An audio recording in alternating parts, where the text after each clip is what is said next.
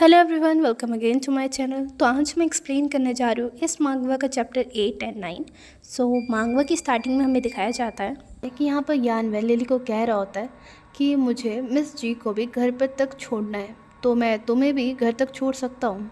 यहाँ पर जैसी ये बात आजी सुनता है तो आजी कहता है ऑल राइट, तो मैं अपने बडी को आपकी टेक केयर में छोड़ता हूँ। और वह कहता है कि ओके ब्रो, तो आप इसे आराम से घर पे सेफली छोड़ देना। यहाँ पर यानवेन लिली को पकड़ते हुए कहता है कि हाँ, और वो कहता है कि तुम मेरे साथ चलो। यहाँ पर लिली कहता है ओह। यहाँ पर वो भी हैरान होता है कि यानवेन एकदम से उसकी हेल्प के लिए कैसे मान गया। यहाँ पर फिर दिखाया जाता है रात का सीन। यहाँ पर तीनों के तीनों कार में होते हैं। यहाँ पर यानवेन के बगल में यिंग यिंग बैठी होती है और पीछे लिली बैठा होता है। यहाँ पर यानवेन कार को चला रहा होता है। यिंग यिंग बोलती है कि थैंक यू इतना ज़्यादा हार्ड वर्क करने के लिए। यहाँ पर फिर यानवेन उस लड़की से उसका एड्रेस पूछता है, क्या तुम्हारा एड्रेस जेजन रोड में है? यहाँ पर वो लड़की कहती है हाँ, बट तुम्हें इतनी हरी करने की कोई ज़रूरत नहीं है। तुम पहले आजी के फ्रेंड को उसके स्कूल में छोड़ दो, उसके बाद तुम मुझे छोड़ देना। ये चीज़ लिली भी सुन रहा होता है और वो कहता है कि ये किस तरह की लड़की है। वो कहता है कि अगर इस पर यानवे इंटरेस्टेड है तो इनका रिलेशन सच में काम तो ज़रूर करेगा। लेकिन यहाँ पर यानवेन ये इनको बोलता है कि तुम्हारा घर यहाँ से ज़्यादा पास है, तो मैं पहले ऐसा करता हूँ कि मैं पहले तुम्हें छोड़ देता हूँ। यहाँ पर फिर यिंग भी बोल देती है कि ठीक है। यहाँ पर दिखाया जाता है कि लिली मन में सोच रहा होता है। लिली कह रहा होता है कि मुझे अभी इस बार में सोचना चाहिए कि मैं 3,00,000 यान मैं कैसे अपने रिलेटिव को पे करूँ। यहाँ पर मन में सोच ही रहा होता है कि फिर हमें दिखाया जाता है कि यहाँ पर यानवेन उस लड़की को ड्रॉप कर देता है। यहाँ पर यानवेन बोल रहा होता है क्या तुम चाहो तो मैं तुम्हें अंदर तक छोड़ सकता हूँ। यहाँ पर वो लड़की कह रही होती है कि आपको मेरी चिंता करने की कोई ज़रूरत नहीं है, मैं चली जाऊँगी, आप बस आजी के फ्रेंड को जल्दी से उसके घर पर ड्रॉप कर दो। यहाँ पर फिर यानवेन कहता है ओके। यहाँ पर वो लड़की उन्हें बाय करती है और कह रही होती है गुड बाय, और वो कहती है कि तुम्हें भी गुड बाय लिटिल ब्रदर। यहाँ पर लिली भी उसे बहुत अच्छे से गुड बाय सिस्टर बोलता है और यहाँ ये दोनों बहुत ज़्यादा क्यूट लग रहे होते हैं। फिर यहाँ पर दिखाया जाता है कि यानवेन आके गाड़ी को स्टार्ट कर देता है। तो फिर लिली बोल रहा होता है कितनी बुरी बात है ना, व्हाट अ पिटी, उस लड़की को तुम कितने ज़्यादा अच्छे लगते हो, है ना। यहाँ पर यानवेन उसे बहुत तिखी नज़रों से देख रहा होता है। यहाँ पर लिली सीधा आगे आते हुए कह रहा होता है कि कितना ज़्यादा बुरा है कि तुम एक गे हो, है ना। यहाँ पर फिर यानवेन बोल रहा होता है कि तुम कहना क्या चाहते हो। यहाँ पर फिर लिली एकदम से पीछे हटते हुए कह रहा होता है ब्रदर, मैं तुम्हें डराना थोड़ी चाहता हूँ। वो कह रहा होता है कि बस मैं ऐसा सोच रहा हूँ कि क्यों ना हम एक डील करें। यहाँ पर लिली मन में सोच ही रहा होता है या तो तुम्हारा सीक्रेट लवर या तो बेड पार्टनर, ये दोनों ही मेरे लिए ठीक है। फिर वो मन में कह भी रहा होता है कि उस रात को उसे वो सब कुछ पसंद आया था, तो क्या पता वो मेरा सजेशन एक्सेप्ट कर ले। यहाँ पर फिर लिली कह रहा होता है कि मुझे 3,00,000 यान्स मिनिमम 2 साल के अंदर अंदर चाहिए, बिना किसी स्पेशल सर्कमस्टांस के। तो मैं तुमसे प्रॉमिस करता हूँ कि जब भी तुम मुझे कॉल करोगे मैं तुरंत तुम्हारी कॉल को अटेंड करूँगा और तुम जहाँ कहोगे मैं वहाँ आ जाऊँगा। यहाँ पर फिर यानवेन कहता है कि मुझे इस चीज़ की कोई ज़रूरत नहीं है। यहाँ पर लिली उसके पास आते हुए उसे मनाने की कोशिश करता है।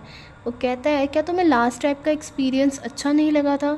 यहाँ पर फिर यानवेन कहता है कि नहीं, मैंने कहा ना मुझे इस चीज़ की कोई ज़रूरत नहीं है। यहाँ पर बेचारा लिली साइड में बैठते हुए उदास होते हुए कह रहा होता है ऑल राइट। पर फिर लिली कह रहा होता है ठीक है, और तुम भूल जाओ कि मैंने तुम्हें क्या कहा था कार में, ठीक है। फिर यहाँ पर दिखाया जाता है कि यानवेन ने लिली को ड्रॉप कर दिया होता है और यहाँ पर लिली जाते हुए ये कह रहा होता है कि तुम भूल जाना जो भी मैंने तुम्हें कार में कहा था, ठीक है। और वो कह रहा होता है कि अब मैं जा रहा हूँ और थैंक यू, तुमने मुझे यहाँ तक छोड़ा। यहाँ पर फिर वो मन में सोच रहा होता है कि वो ज़रूर ये सोच रहा होगा कि मैं किस तरीके का इंसान हूँ, लेकिन वो मन में कह भी रहा होता है कि फॉरगेट, इस सब चीज़ों को मुझे भूल जाना चाहिए। अगर मैं ये सब ना करूं तो मैं जी नहीं पाऊंगा। और वह कह रहा होता है कि मुझे अपनी डिग्निटी के बारे में सोचना भी चाहिए, और मैं क्यों सोचूं जब अगर ये सब मेरी लाइफ के ऊपर डिपेंडेड है। तो यहाँ पर फिर दिखाया जाता है लिली अपने घर तक आ जाता है। यहाँ पर लिली की मॉम कह रही होती है कि कौन है। यहाँ पर लिली कह रहा होता है मॉम ये मैं हूँ, और उसकी मॉम दरवाज़ा ओपन कर देती है। यहाँ पर लिली सीधा अपनी मॉम को हग करते हुए कह रहा होता है मॉम मैं वापस आ गया। यहाँ पर लिली की मॉम कह रही होती है कि तुम इतने जल्दी इतनी रात को क्यों आए। वो कह रही होती है, तुम ज़रूर भूखे होंगे ना, क्या मैं तुम्हारे लिए नूडल्स बना दूँ? यहाँ पर लिली कहता है, नहीं मुझे बिल्कुल भूख नहीं है, और मैंने बस आने से पहले ही अभी खाया था। और फिर वो पूछ रहा होता है कि डैड कहाँ पर है। यहाँ पर लिली की मॉम बोलती हैं कि वो बस अभी सो ही रहे हैं। यहाँ पर फिर लिली बोल रहा होता है कि मॉम, क्या अंकल की फैमिली पैसों के लिए वापस आई थी? क्या वो इस चीज़ से एग्री नहीं थे क्या पहले कि हम ये पैसे उन्हें इंस्टॉलमेंट में देंगे?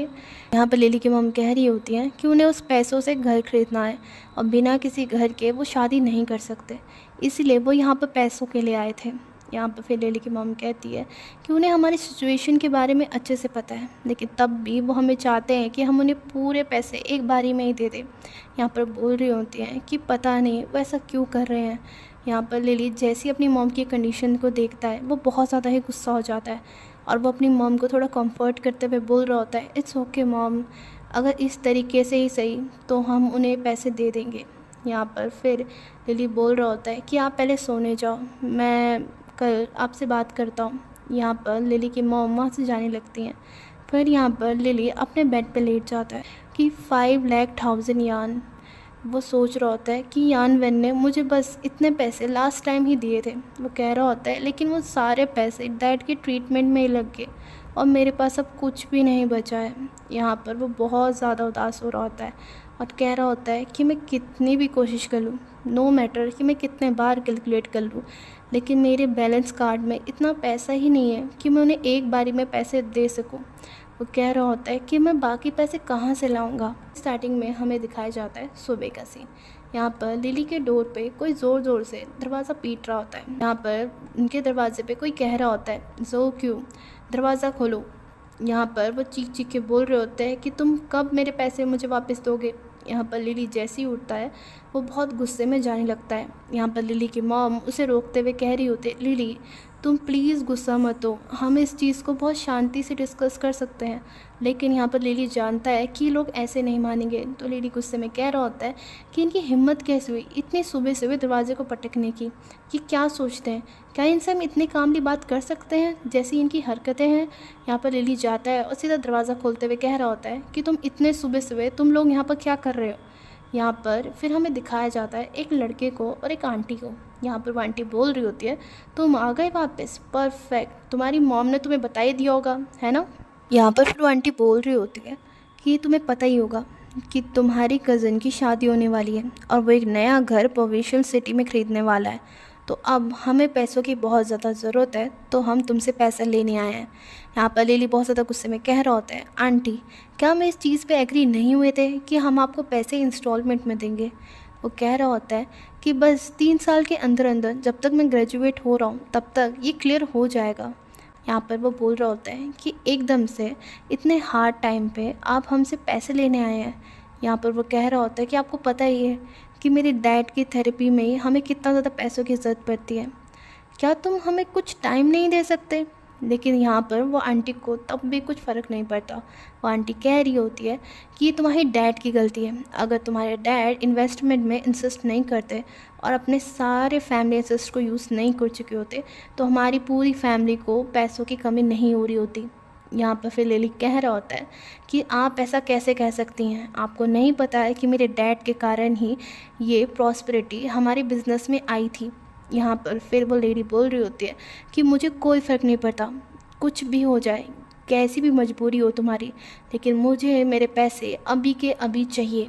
और वो बहुत ज़्यादा गुस्से में बोल रही होती है कि तुम अभी के अभी मुझे मेरे पैसे इंटरेस्ट के साथ आज के आज वापस करो, नहीं तो मैं यहाँ से नहीं जाऊँगी।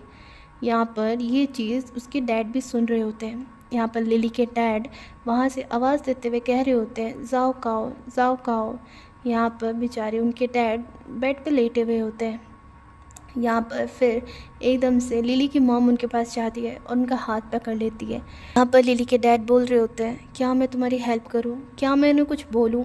यहाँ पर लेकिन लिली की मॉम बोल रही होती है कि आप बिल्कुल चिंता मत करो, मैं लिली के ऊपर ध्यान रखूँगी कि वो ज़्यादा गुस्सा ना करे। यहाँ पर फिर वो वहाँ से जाने लगती हैं और वो बहुत ज़्यादा ही रो रही होती हैं, लेकिन ये चीज़ वो अपने हस्बैंड के आगे नहीं दिखाती हैं। यहाँ पर फिर लिली के डैड बोल रहे होता है, ठीक है तुम जाओ, मैं नहीं चाहता कि बेचारी लिली को और ज़्यादा सफ़र करना पड़े। यहाँ पर फिर लिली अपने मॉम के पास आते हुए कह रहा होता है कि उन्हें अभी के अभी पैसे चाहिए। यहाँ पर फिर दिखाया जाता है कि लिली अपनी मॉम के पास आ रहा होता है और वहाँ डोर से उनकी आंटी ये बोल रही होती है कि अगर तुम्हारे पास पैसा नहीं है तो तुम अपने आप को और अपनी मॉम को क्यों नहीं सेल कर देते। वो कह रही होती है कि तुम दोनों इतने अच्छे तो दिखते हो कि कुछ टाइम के लिए तुम्हें कुछ पैसे तो मिल ही जाएंगे। और वो वहाँ डोर में खड़े होकर ये चीज़ उन दोनों को बोल रही होती है। यहाँ पर लिली फिर भी स्माइल करते हुए अपनी मॉम को कंफर्ट करता है और कहता है, मॉम आप डैड के साथ ही रहिए, मैं अपने फ्रेंड को बोलता हूँ कि वो हमें कुछ पैसे दे दे। यहाँ पर लिली की मॉम कह रही होती है कि कैसे, कोई तुम्हें इतने ज़्यादा पैसे कैसे दे सकता है। यहाँ पर लिली कह रहा होता है कि मॉम मुझे ट्राई तो करने दीजिए। यहाँ पर फिर लिली मन में बहुत ज़्यादा ही सोच रहा होता है जब वो अपना फ़ोन उठाता है और कह रहा होता है कि आज ही मुझे तुम्हारी हेल्प की बहुत ज़्यादा ज़रूरत है। यहाँ पर लिली ऐसा नहीं चाहता था कि वो अपनी फ्रेंड से कोई भी पैसे मांगे, लेकिन आज उसे इतनी ज़्यादा मजबूरी आ गई है कि उसे अपने फ्रेंड से पैसे मांगने ही पड़ रहे हैं। वो फिर सोचता है उन पलों को कि जब आजी ने लिली की कितनी ज़्यादा हेल्प की थी, जब वो बोलता था कि जाओ काओ, अगर तुम्हें कभी भी मेरी ज़रूरत पड़े तो प्लीज़ तुम किसी भी परेशानी में हो तुमने मुझे ये बात बतानी है, ठीक है। यहाँ पर फिर लिली बोल रहा होता है कि तुम बिल्कुल चिंता मत करो, अगर मेरे साथ कभी गलत होगा तो मैं तुम्हें ज़रूर बताऊँगा। और वो कह भी रहा होता है कि मेरे साथ गलत हो भी नहीं सकता है। यहाँ पर फिर लिली अपने दिल पे पत्थर रख के आजी को मैसेज करता है और वहाँ उसमें मैसेज में लिखा हुआ होता है कि मुझे अर्जेंटली बहुत ज़्यादा पैसों की ज़रूरत है, क्या तुम मुझे 3 लाख यॉन दे सकते हो। वो कह रहा होता है कि मैं तुम्हें इंटरेस्ट के साथ ही वो पैसे दे दूँगा। वो कहता है अगर तुम चाहो तो मुझे किसी और तरीके के काम पे भी लगा सकते हो। वो कह रहा होता है कि आजी तुम ही हो सिर्फ जिससे मैं हेल्प मांग सकता हूँ, तो प्लीज़ मेरी हेल्प करो।